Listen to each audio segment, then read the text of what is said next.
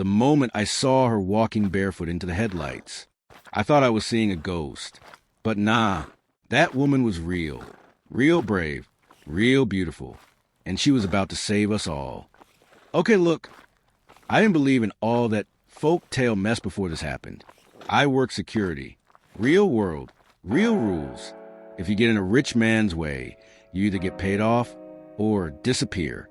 But that night in the hills above Clarksville, I saw something different, and I'll never forget it.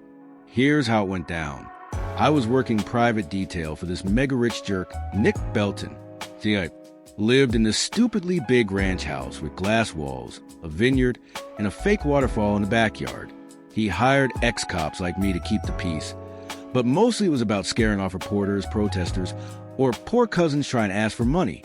Anyway, Nick was throwing some dumb wilderness retreat party with influencers and crypto bros when his wife, April, came storming out of the house barefoot in a hoodie and pajama pants, holding a tray of fresh-baked cornbread like it was a peace treaty. Behind her, a dozen armed men coming down the hill like shadows. At the front of them, a man named DJ King. Now, DJ wasn't your typical gang type. He was ex-military, led a crew of former vets who ran security for underdog neighborhoods, protected women, kids, and forgotten. Think Robin Hood with a tactical vest and real beef with the rich. He'd just saved a whole trailer park from eviction and was heading home when Nick's security detail insulted him, tried to rob his people, and blocked their road like they owned the mountain. So yeah, he was mad. He wasn't here to protest. He was here to burn it all down. Now here's the crazy part. April, the wife of the guy who caused all this, stepped right into the headlights like some Appalachian angel with wild curly hair and said, "Please don't do this. I know he's an idiot. I know what he said, but there are kids inside, staff, people who didn't hurt anybody. Let me talk to you, just me." And then she handed DJ the cornbread. He looked confused and suspicious, then tired. He took the cornbread. Y'all, she had the man sitting on a folding chair 5 minutes later, talking like old friends under the stars. No weapons drawn. No threats. Just two people with scars trying to make peace. I watched from the truck. My hand was still on my taser, but I didn't need it. Nobody moved. Nobody blinked. And that's when I knew. She wasn't just saving us.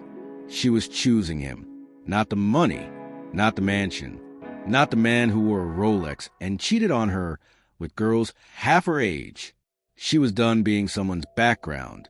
She was ready to be somebody's reason. Fast forward 3 months. Nick's empire crumbled. Turns out his crypto buddies weren't paying taxes, and April filed for divorce, moved into a tiny blue house near the woods, and started teaching self-defense classes to single moms.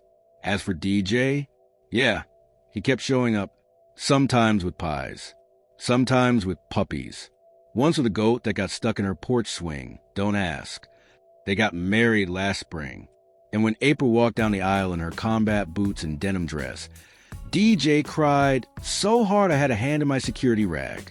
Moral of the story? Sometimes love shows up in pajama pants, holding cornbread, and tells a man with an army to sit down and listen. And if you're lucky enough to witness that, you never forget it. Subscribe and buckle up, because sometimes the scariest stories are the realest ones. I didn't expect to be involved again. I mean, DJ and April were happily married, running their community defense program, growing tomatoes in the backyard, arguing over whether pineapple belongs on pizza. Normal couple stuff.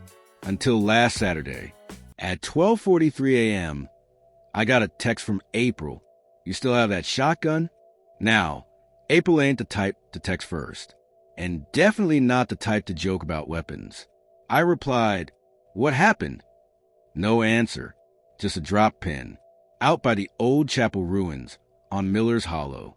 I grabbed my coat and my flashlight, took the shotgun too, because why not? If there was one thing I learned from that woman, it's trust your gut, even if it makes you look crazy. When I pulled up, their pickup truck was parked crooked in the gravel. The passenger door was still open. Inside, I saw something that made my stomach flip. A fresh loaf of cornbread, still steaming.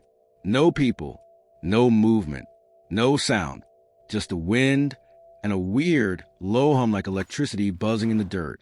I followed the trail behind the ruins, my boots crunching over broken stone, when I saw DJ on his knees, not in pain, not in prayer, but frozen, staring at something in the dark.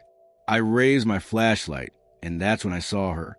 Not April, something that looked like her, but wrong. She was floating just a little off the ground, hair too long, eyes too white, dressed too clean for somebody walking through the woods. And she was whispering, "Leave her. She's not your destiny. I am." I didn't know what to do. My finger hovered over the trigger. But then, out of nowhere, the real April came stomping out of the trees, carrying a jar of pickles and a kitchen knife. She shouted, "Get your translucent homewrecker, but away from my man." The thing snarled, literally, like a coyote on helium. Then it vanished. Just poof, gone. We stood there in silence, all three of us breathing like we just outrun the devil. Finally, DJ looked at April and said, "You always bring pickles to an exorcism?" She shrugged. I panicked. We laughed, all of us, because that's what you do when life's been wild and love's been earned and ghosts are jealous of your cornbread. So here's the update. April says the ghost was a legend from the mountain, some jilted bride who died in that chapel 100 years ago, waiting on a man who ran off with her sister. Locals say she appears to men about to marry the wrong woman. Apparently, she didn't expect April to be armed with snacks and sass.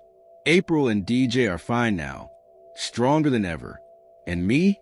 Yeah, I still keep the shotgun by the door. But now, I keep cornbread in the freezer too, just in case. I was done. I told April and DJ straight up, "Y'all attract too much weird stuff. I love you both, but my retirement plan does not include ghosts, cults, or haunted snacks." But when April called again last month, I answered anyway, because when someone saves your life with cornbread and a death glare, you show up. This time, it was supposed to be simple. A quiet honeymoon in the Smoky Mountains. No phones, no drama, no spirits. They rented a little cabin built in the 1800s. No internet, wood burning stove, no neighbors for miles. Sounded peaceful until day 2. April found a photo hidden in the wall, behind an old wooden panel in the floor. A black and white picture of a woman with DJ's exact face. Same jaw, same eyes, same smirk. Only the photo was dated 1894. She showed it to DJ over breakfast, and that man turned pale. Her name was Diana, he finally admitted. My great-great-great-grandmother. Then he said something I'll never forget. They say the women in my family are cursed. Any man who marries one doesn't make it past the first year. April blinked. You married me, and it's been 6 months. DJ just looked at the fireplace, where the flame flickered into the shape of a face. That's when they called me. Said the cabin felt off. Said the mirrors were fogging up on their own. Said they heard humming at night from underneath the house. I came the next morning with Sage, a baseball bat, and a woman named Miss Pearl, who used to work as a spiritual consultant, Reed, exorcist/barber, in Atlanta. Miss Pearl stepped inside, took one look at the fireplace, and whispered, somebody here got married without asking permission. Turns out Diana, DJ's ancestor, was married, but her husband left her for a preacher's daughter. So she died bitter, alone, and swore no man in her line would ever love a woman more than she was loved. She was the original ghost in the family, the one who whispered lies in mirrors, the one who made strong men walk away without knowing why. But this time she met April, and April didn't flinch. She stood in the middle of that smoky old cabin and said, "I'm not scared of you. I love him. And if you've got unfinished business, say it, or stay gone." And y'all, the wind howled, the door slammed shut, and the photo of Diana caught fire all on its own, burning to ash, but leaving one thing untouched, their wedding picture, tucked in April's book bag. That was the last time anything strange happened. They finished the honeymoon in peace. No more ghosts, no more curses, Just love, trust, and homemade pancakes. They move back to Clarksville and open a shelter for runaway teens. April teaches them how to fight. DJ teaches them how to heal. And me, I tell the story. Because in a world full of lies, curses, and things that go bump in the night, sometimes love really does win. The end. Comment below. What would you do if your in-laws came back as ghosts? Like this video if April is your new favorite folk hero. Subscribe to this channel for more scary, romantic, and hilarious American folk tales with a twist. You don't want to miss what's coming next.